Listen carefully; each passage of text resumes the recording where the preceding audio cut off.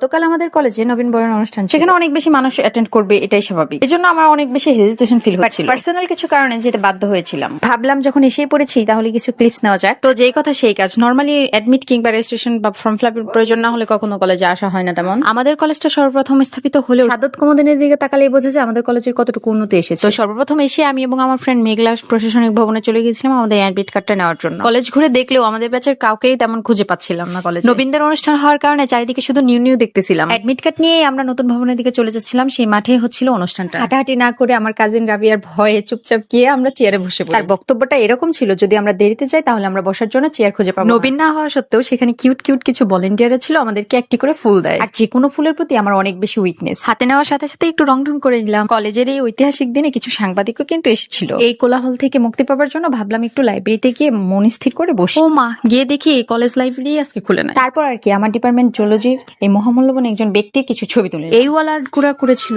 আমার ডিপার্টমেন্ট জুলজির কিছু student. Library খোলা না পাওয়ায় হতাশ হয়ে আমরা আবার নিচে চলে আসলাম। অনুষ্ঠান থাকার কারণে আমাদের বিজনেসটা বেশ ভালোই চলছিল। যেদিকেই তাকাচ্ছিলাম শুধু চারিদিকে কাপল কাপল দেখতেছি। এর মধ্যে আমি আর আমার সিঙ্গেল বান্ধবী এক প্যাকেট পপকর্ন কিনে খাইলাম। পর বেলুন আলম আমার বক্তব্যটা শুনে বেলুন কত করে আঙ্কেল?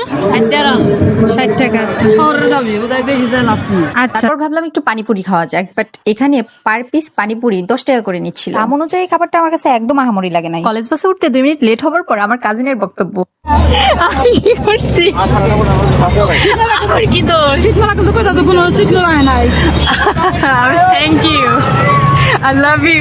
প্রায় 1 ঘন্টা সেনজির জন্য অপেক্ষা করার পর অবশেষে আমাদেরকে কলেজ বাসে করে বাসায় আসতে হলো।